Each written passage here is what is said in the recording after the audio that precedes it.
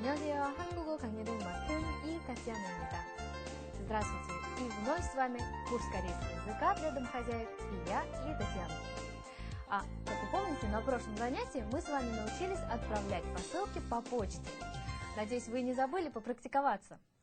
На этом занятии у нас будет с вами не менее важная и интересная тема. Ведь каждый из нас хоть раз в году обязательно хочет поменять прическу или даже сделать химию или покраситься. И так как вы уже догадались, наша сегодняшняя тема называется «В парикмахерской», то есть «미용실에서». «미용실에서». Я думаю, что вы помните, как нам иногда сложно изъясняться, то есть объяснить то, что мы хотим, чего именно мы хотим мастеру, даже на русском языке, на нашем родном. Но когда нужно это сделать на корейском, тогда совсем уже не знаешь, что и сказать. Но из каждой сложной, трудной ситуации есть обязательно один выход. То есть из нашей ситуации это или совсем не стричься и ничего не делать, или посмотреть нашу передачу. Итак, давайте начнем наше занятие. 자, 이제 시작해볼까요?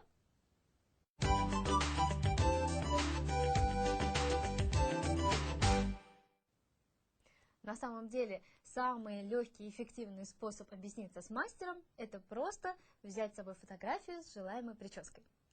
На самом деле, необходимо также в данном случае знать, как сказать «постригите меня, пожалуйста, как на этой фотографии». То есть по-корейски это будет звучать «이 사진처럼 잘라주세요». «이 사진처럼 잘라주세요». Это и есть ключевая фраза нашего занятия. Давайте повторим еще раз. «이 사진처럼 잘라주세요». А также при входе в парикмахерскую можно рассказать о цели своего визита. То есть, помните, мы на прошлом уроке изучали с вами окончание «осо», «асо», «йосо». Так вот, можно сказать, я пришла для того, чтобы привести в порядок свои волосы. Это будет звучать на корейском так. 머리를 다듬고 싶었어요. 머리를 다듬고 싶었어요. Итак, мы уже с вами выучили две фразы. Это «이 사진처럼 잘라주세요» и «머리를 다듬고 싶어서요». Это одни из основных фраз, которые вам пригодятся в парикмахерской. Итак, давайте послушаем, как справилась с поставленной задачей наша героиня. Послушаем ее беседу в парикмахерской. Итак, 대화 한번 들어볼까요? 어서 오세요. 머리를 감고 싶어서요. 네, 이쪽으로 오세요. 어떻게 해드릴까요? 이 사진처럼 잘라주세요. 그런데 손님, 머리를 짧게 자르고 파마를 해보시는 게 어떨까요? 글쎄요, 저는 한 번도 짧은 파마를 한 적이 없어요. 짧은 파마 머리가 아주 잘 어울릴 거예요. 그럼 너무 짧지 않게 해주세요. 네, 알겠습니다. Как вы сами убедились, наша находчивая Анна была понята. И не менее находчивый парикмахер даже убедил ее сделать короткую химию. Итак, давайте с вами рассмотрим новые слова, которые встретились в этом диалоге, а потом вернемся к нему и рассмотрим его поближе. Итак, первое новое слово – это глагол 다듬다, 다듬다, который означает приводить в порядок. Или в случае с волосами можно сказать укладывать. Давайте рассмотрим один пример с этим словом. 안나는 머리를 예쁘게 다듬었어요. То есть Анна очень красиво, очень, можно сказать, даже элегантно сделала сегодня прическу. То есть у нее очень красивая прическа, да, другими словами. Еще раз повторю. 안나는 머리를 예쁘게 다듬었어요. Итак, следующее слово – это глагол 자르다, который означает стричь или отрезать. 자르다. Помните также глагол, который мы проходили с вами на первом еще занятии, глагол 깎다, который означает также срезать или стричь. Помните, я как-то говорила, что можно употреблять его в смысле стричь волосы.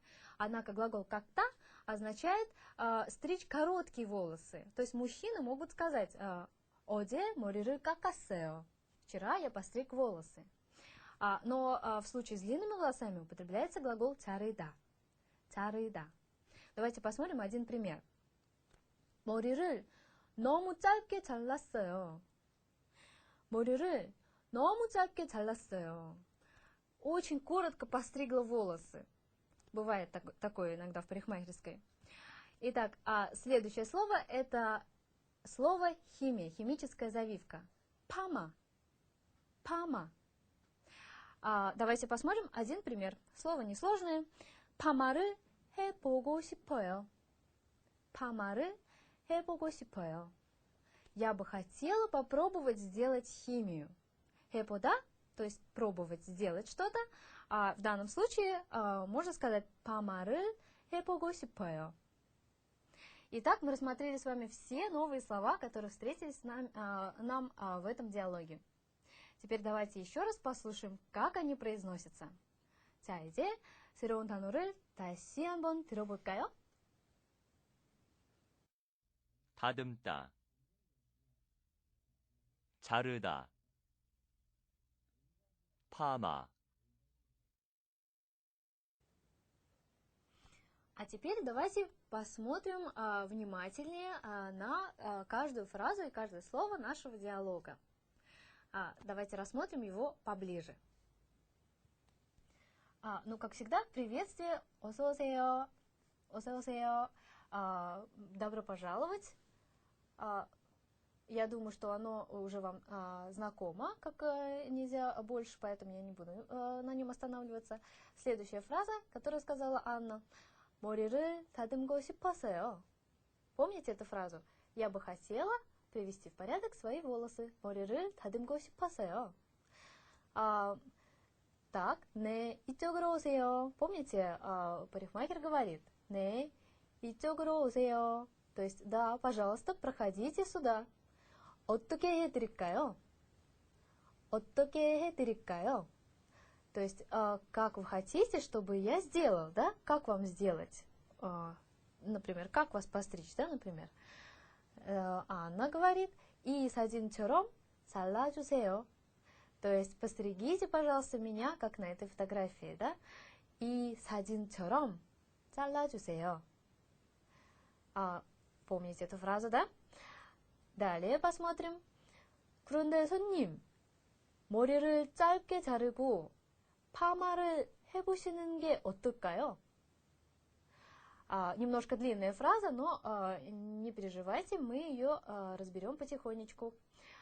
그런데 손님, то есть 그런데, помните, да, это как бы аналог нашего союза, или или но, или просто когда человек хочет что-то добавить, да, сказать вдобавок, употребляется 그런데. 손님, гость, это уважительное обращение к клиенту.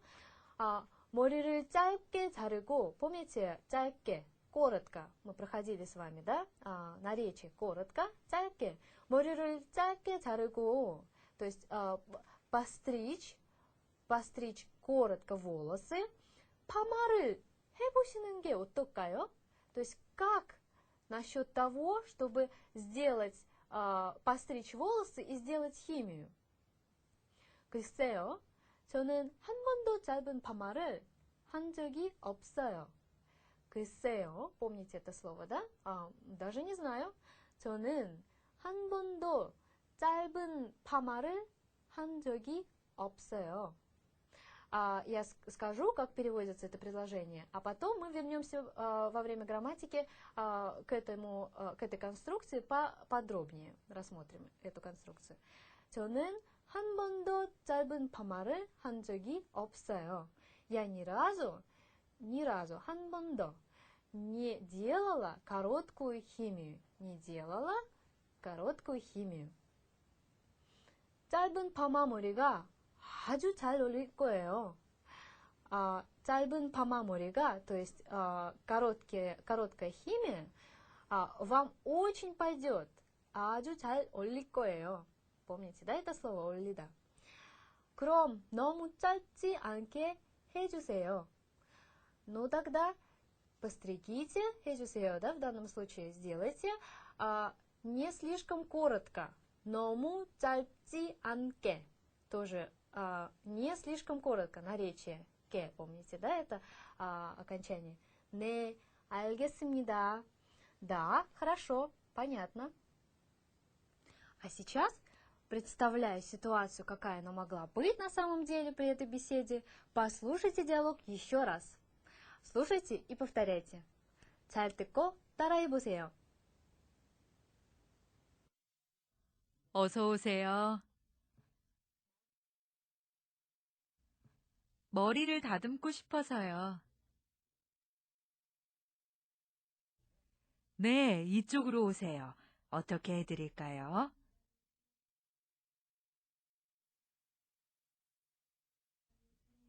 이 사진처럼 잘라주세요. 그런데 손님, 머리를 짧게 자르고 파마를 해보시는 게 어떨까요?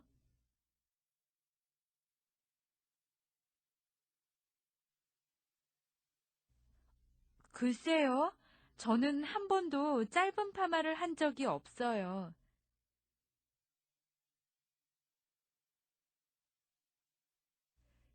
짧은 파마 머리가 아주 잘 어울릴 거예요.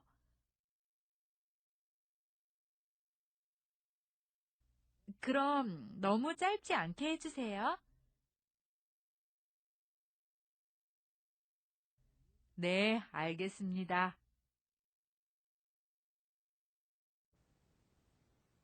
Ну как получается?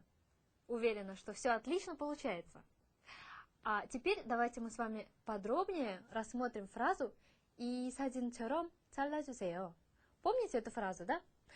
Вы, наверное, задавались вопросом, что означает слово «처럼». Так вот, «처럼» – это частица, которая означает «словно» или «как будто». Как вы заметите, она присоединяется к существительному, то есть «사진처럼», как фотография, как на фотографии, да?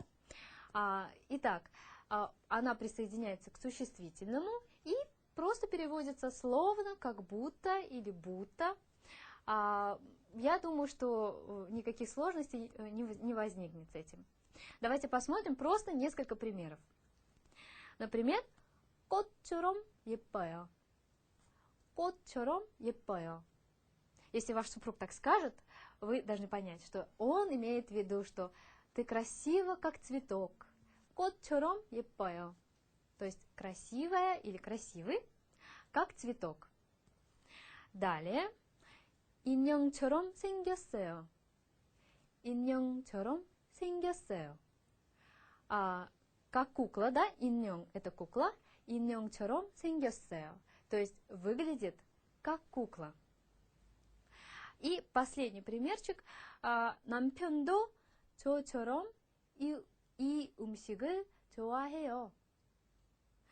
남편도 저처럼 이 음식을 좋아해요. То есть мой муж, так же как и я, любит эту еду, это блюдо. То есть так же как и я, 저처럼. Итак, я думаю, что ничего сложного и все понятно.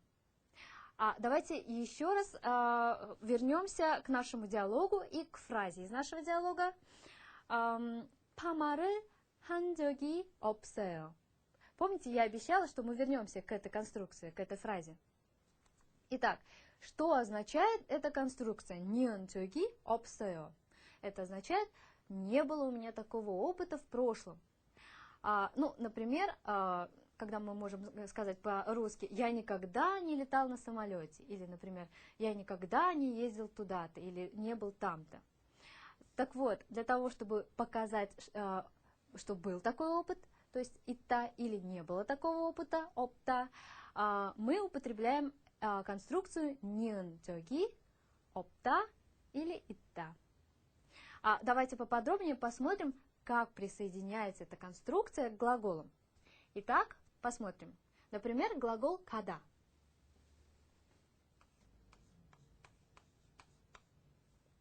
Основа этого глагола заканчивается на гласную, как вы видите. Таким образом, мы прибавляем «нен», просто «нен», «тёги» и «та». То есть у нас получается кан, 저기 있다. То есть был такой опыт, я, например, ездил туда, или я был там. Или, например, если не было такого опыта, тогда 없다. То есть 간 적이 있다. Я туда ездил. 간 적이 없다. Не ездил. А теперь давайте рассмотрим пример, глагол, основа которого заканчивается на согласную. Например, 있다. То есть читать, да? Тогда мы можем сказать, должны прибавить мы 은 저기 있다, 없다. То есть 읽은 저기 있다. То есть я читал, например, да, или прочитала эту книгу, например, да, или 없다, не читала. 읽은 적이 있다. 읽은 적이 없다. Не забывайте, что тут ын. А теперь посмотрим примерчик с глаголом 만들다. 만들다, то есть делать, изготавливать, да? 만들다. Этот глагол, несмотря на то, что его основа заканчивается на согласную риэль, но риэль, как вы помните, особая согласная, она выпадает в данном случае. И получается 만든 저기 있다 или 없다. То есть прибавляется ни은 저기 있다. То есть 만든 저기 있다 можно перевести «я готовил» или «у меня был опыт изготовления, приготовления этого, например, какой-то пищи», или «не было такого опыта, не готовил». Я надеюсь, что все понятно. Только что мы с вами рассмотрели, как присоединяется эта конструкция к глаголам. Теперь давайте посмотрим, как она употребляется. Для этого мы рассмотрим с вами несколько примеров. Например, когда мы хотим сказать «я никогда не был в Пусане», или, например, «я был в Пусане», мы можем употребить эту конструкцию. Давайте посмотрим. На корейском это будет звучать так. «Пусане 간 적이 있어요». «Пусане 간 적이 있어요». То есть «я однажды ездил в Пусан», да? Или, например, можно сказать, очень часто употребляется «Пусане 가본 적이 있어요». Это глагол 가보다, то есть был там один раз, да, однажды, употребляется чаще. Я думаю, вы заметили это. Другой примерчик. 이 책을 읽은 적이 없어요.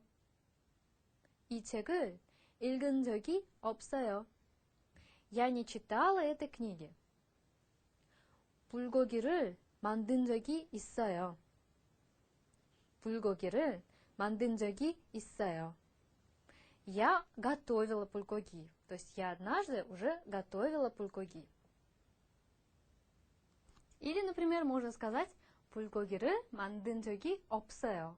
Как, например, в моем случае. Я ни разу не делала пулгоги.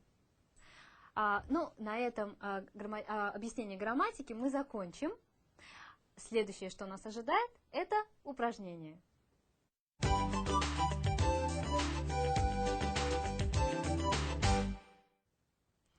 Мы с вами сделаем два упражнения. Первое упражнение это на слово «처럼», а второе будет на конструкцию «ни은 저기 있다» или «없다». Итак, первое упражнение. В этом упражнении необходимо по примеру ответить на вопрос. Например, 안나 씨는 한국말을 잘해요? 안나 씨는 한국말을 잘해요? Анна хорошо говорит по-корейски? В скобках данные слова 한국 사람 잘하다. Кореец, кореянка хорошо говорит, да? То есть говорит хорошо, как кореянка. Таким образом, ответ будет такой. 네, 한국 사람처럼 잘해요. То есть, да, говорит очень хорошо, да? Хорошо говорит, как кореянка. 한국 사람처럼. Я думаю, что понятно. Давайте сделаем сами. 새 신발은 편해요? 새 신발은 편해요? То есть обувь, новая обувь удобная? В скобках данного слова. 운동화 편하다. То есть удобный. И кроссовки, да, спортивная обувь. 운동화. Таким образом, можно предположить, что ответ может такой быть. Да, как кроссовки. То есть удобные, как кроссовки. То есть 네, 운동화처럼, помните, да? Как кроссовки. 운동화처럼 편해요.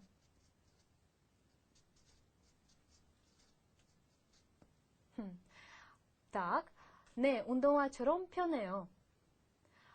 А теперь сделаем следующее упражнение. 민수 씨는 노래를 잘해요? 민수 씨는 노래를 잘해요? 민수 хорошо поет? В скобках 가수 잘하다. То есть хорошо что-то делать, да, в данном случае хорошо петь, и певец, 가수. То есть хорошо поет, как певец. 네. 네, то есть да. 가수처럼